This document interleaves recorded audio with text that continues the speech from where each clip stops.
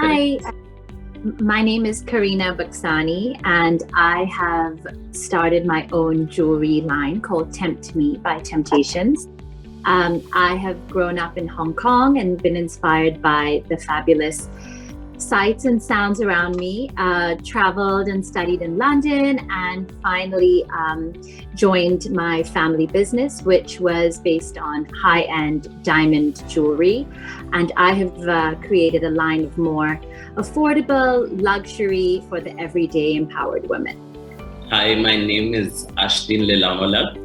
I am a textile designer, and my label Ashdin specializes in Parsi Gara saris. So these Gara saris are inspired by the tradition, but we have contemporarized them and taken the product further over the last 10 years. And we have two stores, one in Delhi and one in Bombay. And we employ and work with more than 300 craftspeople to create these beautiful creations. Hi, my name is Tanya Mohan. I am the creative director and founder of a brand called Tabla, which I created 23 years ago. We work with the crafts of India and we interpreted that into Western silhouettes. We've had a successful brand. We've sold at Harrods, Scoop around the world. And I've had a lovely freestanding shop here in Hong Kong celebrating India and the beautiful crafts for over 2 decades. So I'm going to ask you, Ashdin, how did you fall into, obviously you specialize in Parsi Gara work, which is just the most magnificent, so beautiful. How have you found ways to reinterpret it from the traditional way we see it, like on a heavy sari, or how it's usually done? Like, I've seen your work and it's beautiful. How do you reinterpret it to keep it modern, maybe? So when I started my label in 2012, the first thing I was very clear about that I did not want to copy or recreate traditional textiles, and I wanted to take it further. So each season, it's been our goal to kind of take elements and keep the aesthetic of Parsi Gara intact, and reinterpret the motifs, change the size, change kind of the scale of it, use new fabrics, look at different color schemes. Also, the sari as a garment has been there for years, and today women are wearing it very differently and pairing it up very differently, putting it together with jackets, denim, various things. So for us, I think the inspiration comes from a lot of what is happening in currently and how people are taking it forward. And we keep playing around, and we each season push ourselves to see how we can change, make a small change or a big change, but stick to the aesthetic of Gara embroidery. And I think that for us is the key to kind of look at a traditional age-old craft, but bring it to the new, younger, audience.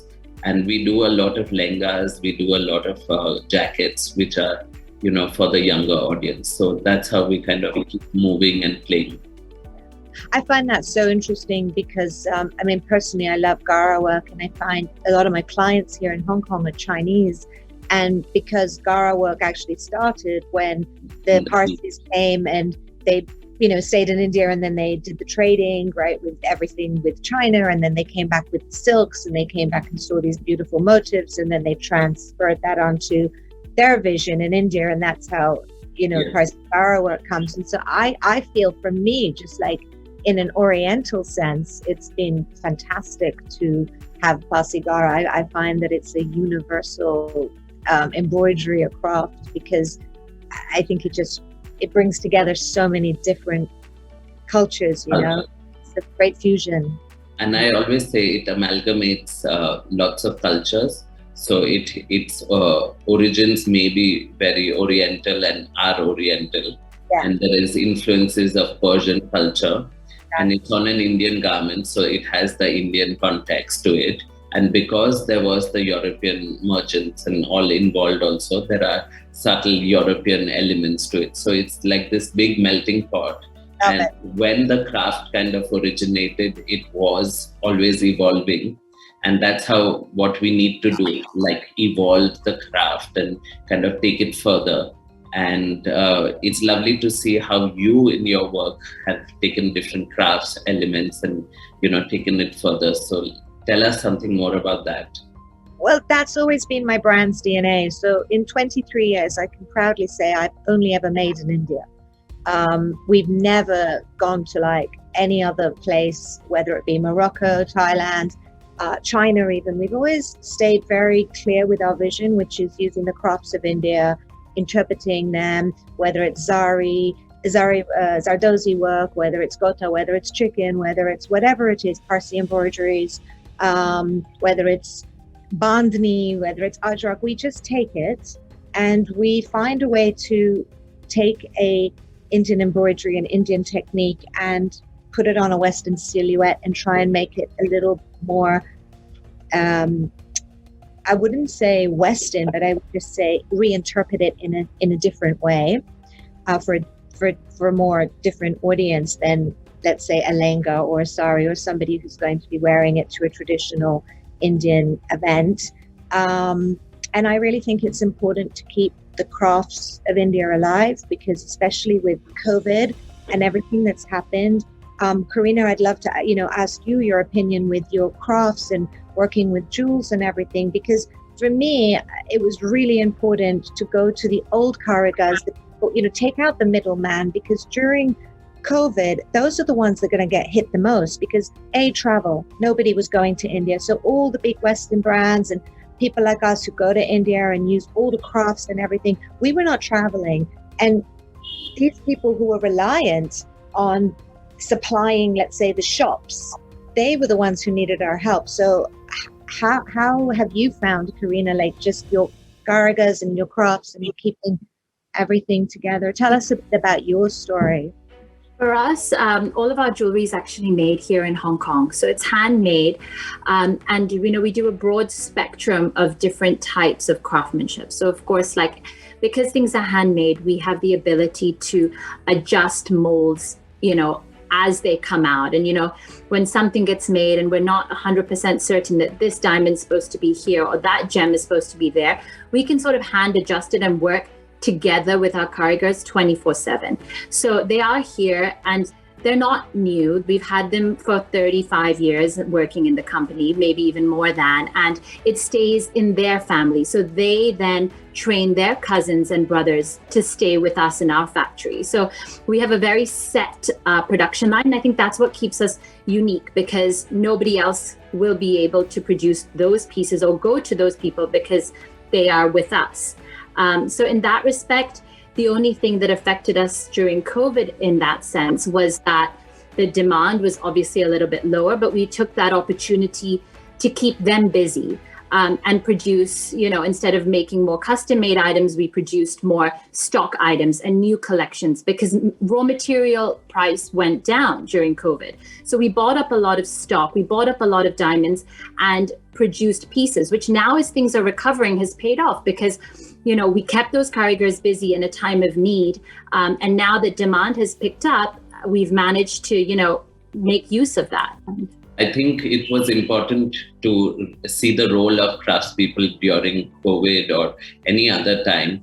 And like how Karina mentioned that it's a lineage working with her. Over the last few years, I've been working with a set of karigars, and slowly we build a community where it starts with one person coming from the family. They realize there is scope, they're doing work that they like, and they're being appreciated for what they're doing. And there is enough monetary compensation. And that's when they get in their brothers, sisters, everybody to step in. And it kind of becomes a larger kind of community-based craft. And as we are kind of even moving further into a modern kind of age or whatever. And today during COVID, WhatsApp and communication really helped, because they could communicate, they could send pictures for approval, they could send small videos, and today they are very connected with the craft. So like even without going through my designers, sometimes they just send me a message and say, so do you like this? And should we proceed with this? Should we do this? Should we make one piece? So I think communication, and today, like if you're looking at modern craftsmanship, this is the thing where we need to empower our craftspeople with skills, modern skills, like, using computers, using their phones, using everything else, so that they can kind of communicate today with us, and in a sense, a modern communication. So I think that link was nice, and just to see a positive side from COVID, that it's empowered them to, use their phones, be more, active, and kind of communicate, send out mails, send out things. So I think that's a slightly positive side to the whole thing. Ashneem, can I ask you though, going back to luxury and craftsmanship, that is a really positive side, and myself too. I kept my business alive because I couldn't go to India with just photographs and working with my team, via social media or my phone. But what do you think about machine embroidery versus the old, hand embroidery? Because now, like, even if you look at Gara work, there's so much Gara work that is being done by machine, and then there's so much being done by actual hands. Is luxury, and this is something I find very fascinating, and I'll just quickly tell you why it resonates even more with me. I was just in Jaipur 3 weeks ago, and I was lucky enough to be surrounded by people that don't just go to the regular, 5 or 6 places that a lot of people who don't live in India or Jaipur go to.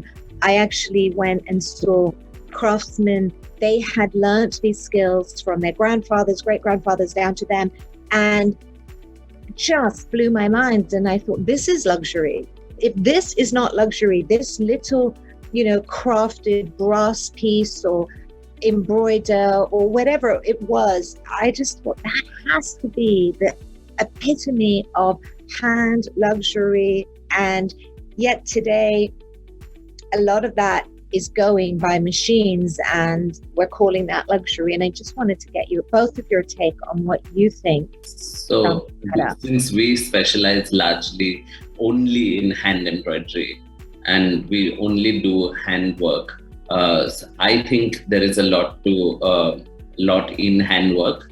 Like there is a skill which comes, and that kind of gives it the luxury quotient of it. And very often the work is so good or so immaculate that where people say, oh, this can't be made by hand, this must be made by machine. And we it's a very twisted compliment, but we'll take it. But in that sense, I think we need to see that handwork should be the kind of framework to luxury in a sense. And today a lot of brands abroad or whatever also use, and I have nothing against machines as such, because there is a lot of beautiful things which happen with machines. But I think where luxury is concerned, handwork always triumphs, and you can see the difference, you can feel the difference, and you can sense that there's somebody who's had that kind of patience and skill to kind of render something this beautiful, and that kind of demands a bigger price or something. I think our whole philosophy also is all about handwork. So it starts with a hand-drawn, drawing, or hand placing diamonds in a certain way, sticking them on clay. And then that goes to the factory, who they then by hand will assemble the pieces to fit the certain diamonds that we've given. So again, jewelry also has moved into a lot of machine work, and it does cut cost, but it, I feel, does take away a little bit from the aspect of luxury, because when we do make by hand, then we have the possibility to change. We have the possibility to go back and mold. We have the possibility to customize. And when you customize, I feel it gives a whole other angle to pieces rather than mass producing and selling in that sense. So I think that's what we specialize in, just because everything is made in-house and by the same karigars, who will then, even if it is a piece from our stock, and it's not the same case, I guess, with clothing where you can simply sort of tailor something.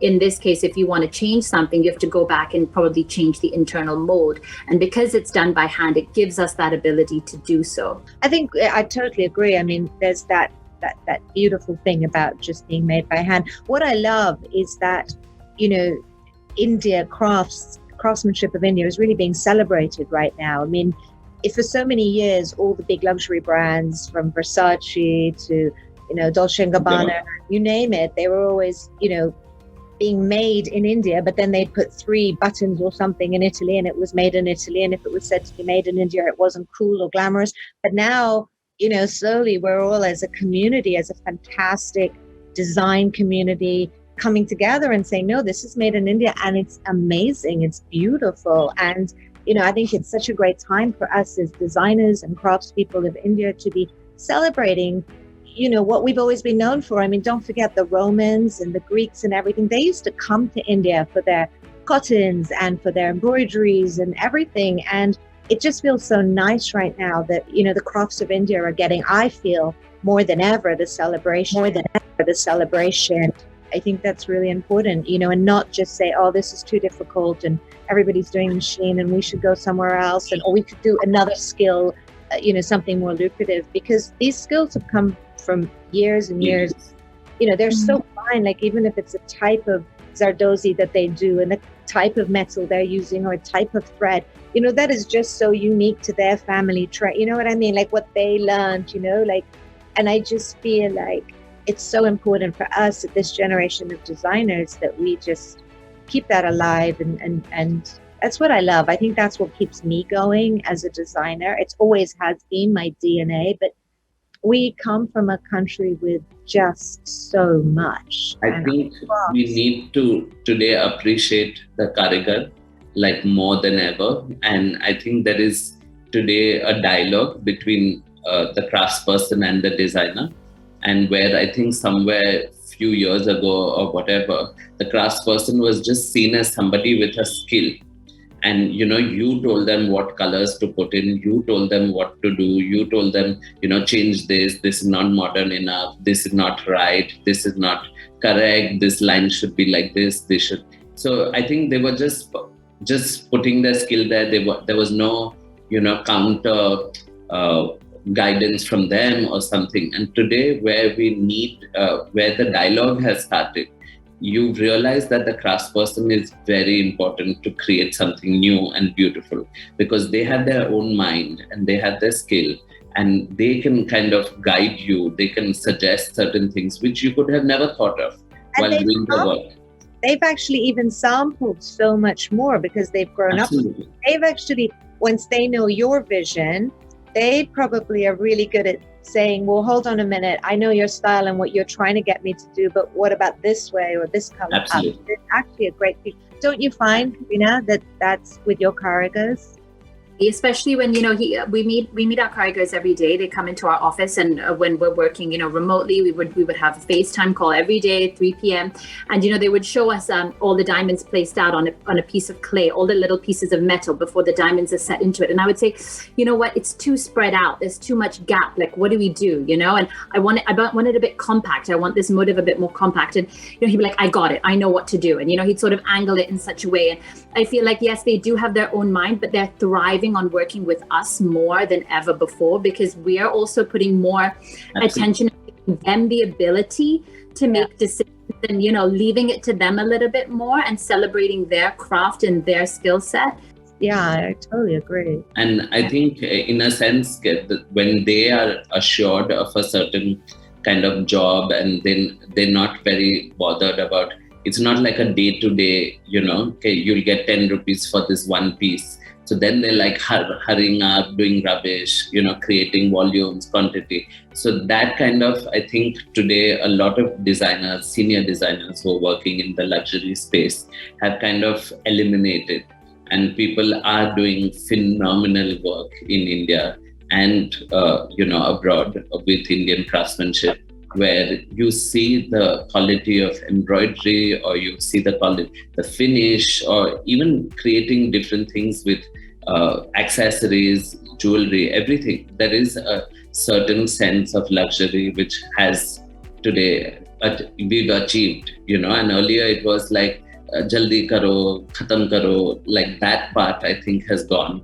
And today, craftspeople are equally involved in the whole process, and they're bringing their sensibilities, they're bringing their knowledge to the table, and they should be appreciated for it. Absolutely. And that goes back to luxury, because what is luxury really? I mean, for me, if I had to think of what's luxury is something I'd want to keep the years and years and years and pass down to generations. And what could be more special than an old skill? Do you know what I mean? On a garment or on a piece of jewelry that has this history, somebody's craft, something they've learned over the years that's hand done. And going back to the question of what is luxury, to me, I really think that is what luxury is. It's hard to replicate somebody's hand twice. So whether it's carving a stone or a wood piece, or whether it's dyeing the tie-dye, which, we do a lot for our resort dresses, or whether it's just, a little bit of chicken embroidery that, maybe the stitch was a little thick with the thread, or a little bit of zardozi where the coil goes.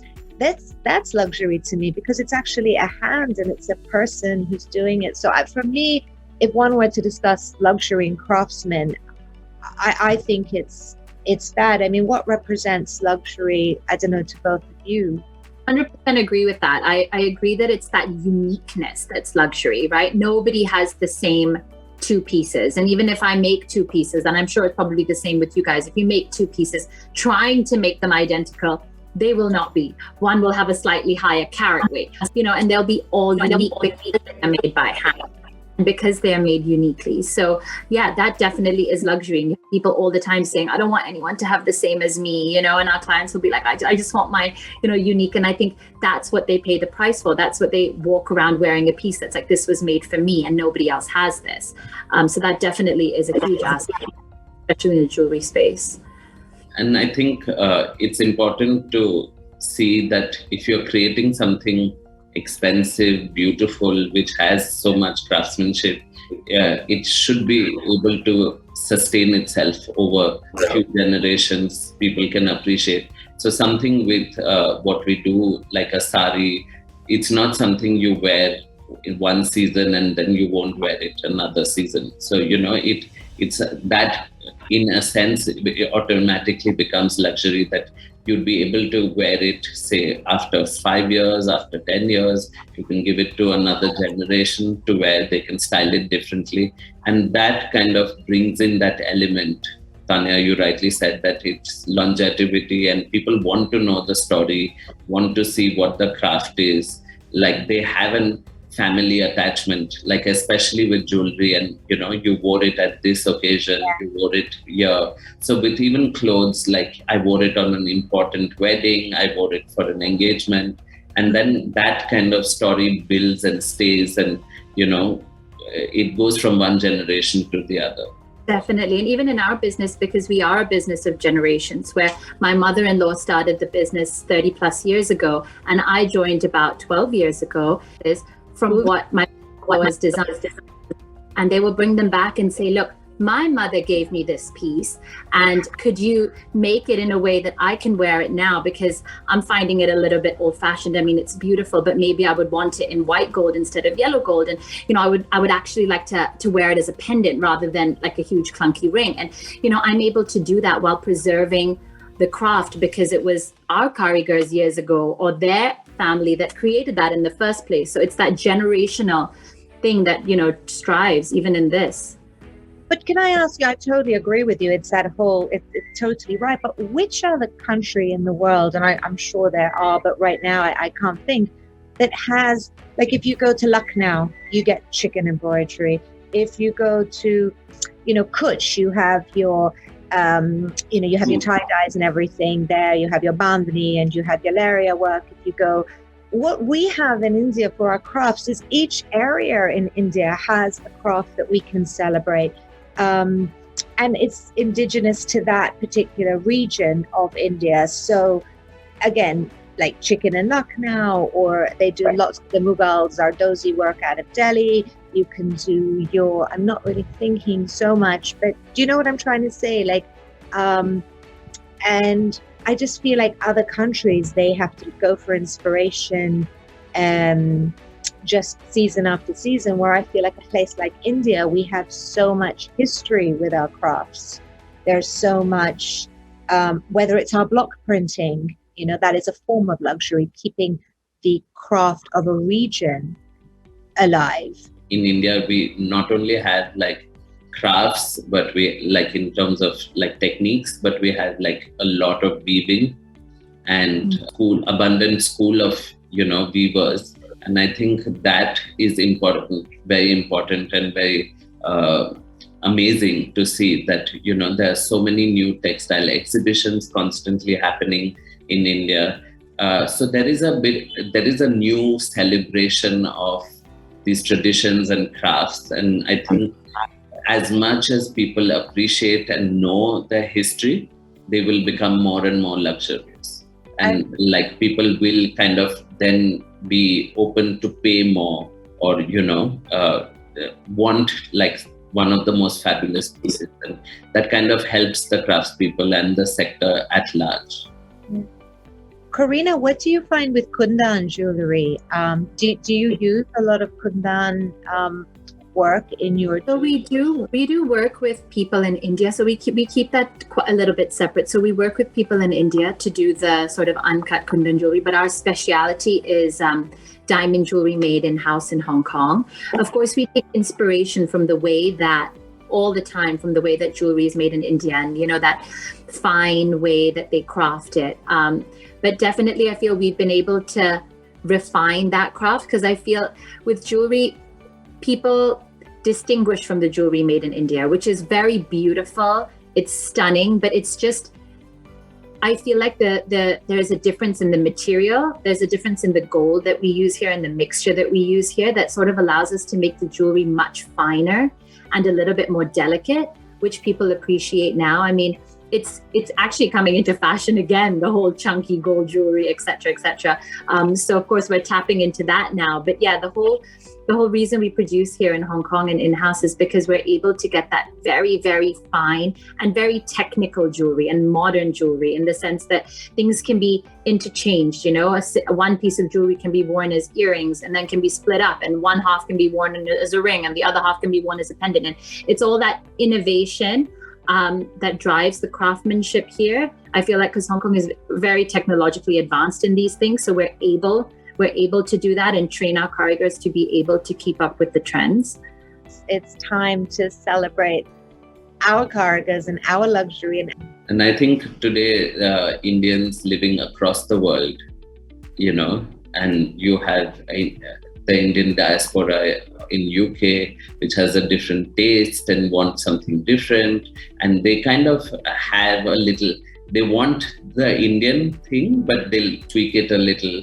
And the Indians in America are a little, they have their own kind of taste according to where they're celebrating. So there is a very, this concept of a summer bride and a winter bride and things like that. And it's different, and it's lovely to see how other cultures are coming in, and, kind of elements of that come into it. And like Karina mentioned, there's so much customization. Like, so when we do a wedding sari, people have asked us to put names, people have asked us to put symbols, hidden symbols somewhere. Like somebody even asked us to put a ship, like, which was her father's symbol, and a Lego toy, which was her husband's symbol. So that kind of, customization, making it work for everybody, I think that's the way ahead. And I think we're on a good track.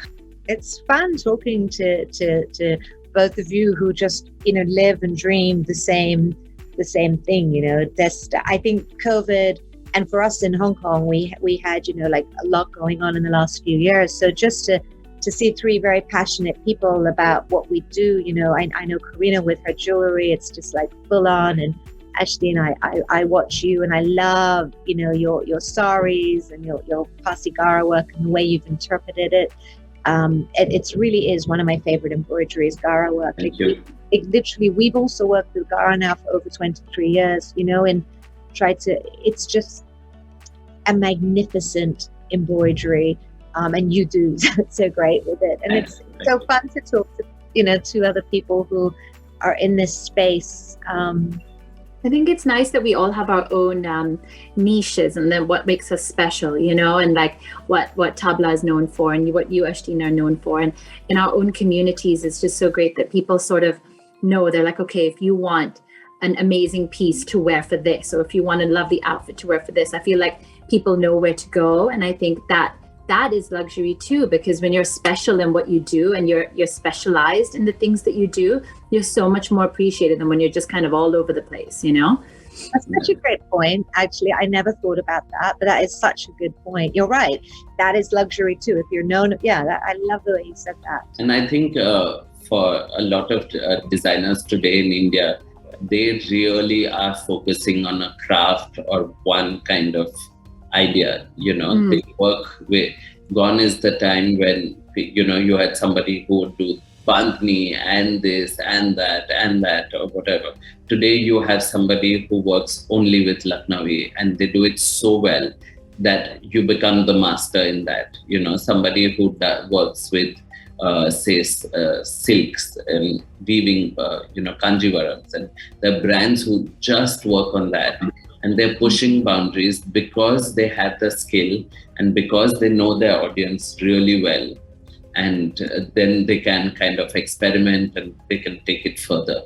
And I think for craft to evolve and stay for a longer time, we all need to push it a little, kind of, nudge it, see where it's going. If it's going in the right direction, push it a little more, and take it further. Otherwise, stagnant crafts, we've realized, it's useless, Couldn't agree with you more. And it's up to us as designers as well to be innovative too and proactive and keep, like we said, the crafts and the craftsmen and the characters motivated and exposed. There's so many beautiful crafts that we can still expose beyond India if in a way reinterpret it, expose it, keep it alive, keep the crafts alive, because that's one of our most amazing stories is that we really have so much, and I don't believe we've even touched the surface of what we can do with the crafts of India. I feel like it's a designer's playground. There's so much, whether it's our silks, whether it's our embroideries, whether it's our, whether it's all the errors we've been through, everything India's been through, there's still so much beautiful crafts that we can demonstrate to the rest of the world, to show off to the rest of the world in our various ways, whether it's through, your Parsi-Gara work, or whether it's jewelry, or whether it's somebody's, whatever they decide to do, clothing, garments, hair accessories, jewelry. Karina, do you, sometimes when you're doing your designs, do your customers sometimes come to you with their own ideas and with a really strong opinion, like we read this fashion magazine and I want something like this? And do you work, do you fuse your ideas together? Because that could be luxury too, right? Like their take onto something, and then has that happened? Yeah, sure. People do come in with sort of like an idea of what they would like, or they'll cut something out from a newspaper. But I more often than not find that what they come in with is not always similar to what they go out with, because I feel working with me is a little bit more of an experience, in the sense that I would also offer my own ideas and sort of say, no, this should be done like this. And again, that goes back to specializing in your niche, right? Because I'm like, look, this is what I'm good at, and this is what I think will look good in this case. This is what I think will look good on you. So again, it's a more personal thing. When somebody comes in for a customization piece, I sort of look at that person, and sometimes I even find myself asking questions like, are you really going to wear that, or is it going to go in the locker? Or is this something that you're going to wear all the time? And I feel like that is very important in the customization, because it's very easy for someone to give you a paper clipping and for you to just simply copy it. But I always try to offer my own insight. And yeah, that also comes back to, pairing of, a person as a whole, right? So if you find that person is dressed a certain way or likes to dress a certain way, you sort of match the jewelry into what they would more often than not wear, and if there's somebody that usually wears a lot of open necks or shirts, then you would suggest that they probably wear something a little bit longer on their necks. And if they're even for their bridal and for weddings, when people come in saying I'm going to wear this and this and this for my wedding, I always say try it on with your blouse, because you don't want a situation where a piece of jewelry is just sort of falling into their outfit, or that doesn't quite go. So on the point of jewelry matching with clothing, I think it's important.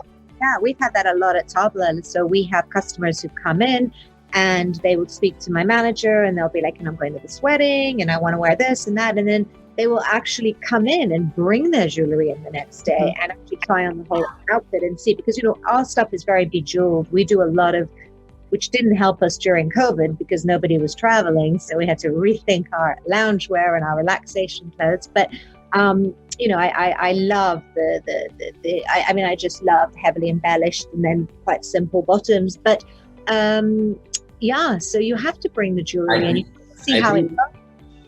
For us, it's very important. And I very often start when I'm designing for a bride, like asking her, what is your jewelry? What are you planning to wear? And sometimes it works both ways. Like some girls want to decide the outfit first and then buy something matching. And sometimes, you have a family piece which you are kind of going to wear for a certain occasion, and that you want to kind of pair. So very often we've kind of changed tweaked colors a little in the embroidery, or kind of somebody wanted it with emeralds, so we've kind of made sure there is a tone of green in the outfit, something. So there is that kind of jewelry and clothing. I think I've always paired hand in hand and have gone hand in hand, and I think it's lots of clients are very aware of. Some are very lucky, like they keep saying, I have enough jewelry, I can pair anything with it. But it's so luxurious, the lehenga that you do for them, that they end up having to buy new jewelry just to match it, because so it's a double. Some of them already have enough to kind of pair it up with. Exactly. And so it's kind of this, then you pair your shoes, you pair your bag, you pair everything. So it starts with one thing, and I always say stick to that one thing you want to, and jewelry often is a very good thing to start with. That if you have a certain set in mind and a certain kind of luxurious item, you want to make sure you wear it for emotional reasons or anything, then it's a great point to start the whole wardrobe with. Yeah. Exactly. And I mean, that's definitely the case with sort of wedding jewelry and our big, diamond pieces and emerald pieces, et cetera, et cetera. But even in, the things that I've been moving towards now are sort of the everyday jewelry, right? And it's not just everyday jewelry. It's more things that you can wear on, a casual loungewear or on the beach. And you can also wear it, to a cocktail party. And that is what I feel is another sense of, luxury, and pairing jewelry with clothes and sort of putting the whole thing together, because that's when you know that you're making use out of what you're buying. I mean, jewelry no longer is something that you just buy and wear on certain occasions. I feel like a whole part of my philosophy is trying to turn jewelry into an everyday thing, it's just normal. The way you get ready and put your makeup on, you put your jewelry on at the beginning of the day, and it's wearable jewelry and it's different jewelry, and it's not just the same, wedding ring that you're going to wear every day, but other things like your signature pieces, that you will wear all the time, which can be worn day to night, which can dress up any outfit, which can be worn on a kaftan, which can be worn on a sari, it shouldn't matter. So that's a huge piece of luxury, the fact that you're able to wear your things time and time again. And I mean, I've worn Tanya's things, this tabla. Same situation. I have, I can wear her things, on the beach, and I can also wear them to a party. And so I feel like both of our philosophies go very hand in hand in that respect, because I feel like, it's versatility. When people wear their stuff, they love their stuff, right? Yeah. No, thank you. Yeah, and same with yours. It's when you love it, you don't want to take it off. and wear it over and over again. And that's luxury too, because no matter how expensive it was, if you really know you're going to wear it the whole time and it's going to bring you so much joy, then that in itself is luxury and worth every penny that people spend.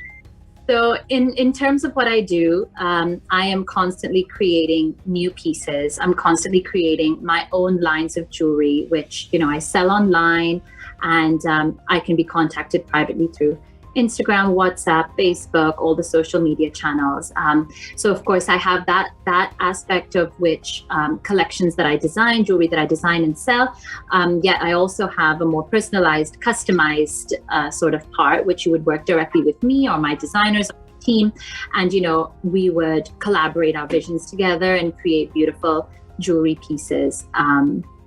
So that's more about what I do and how I can be of help to even in cases where people bring in jewelry that, they want to redo or refurbish.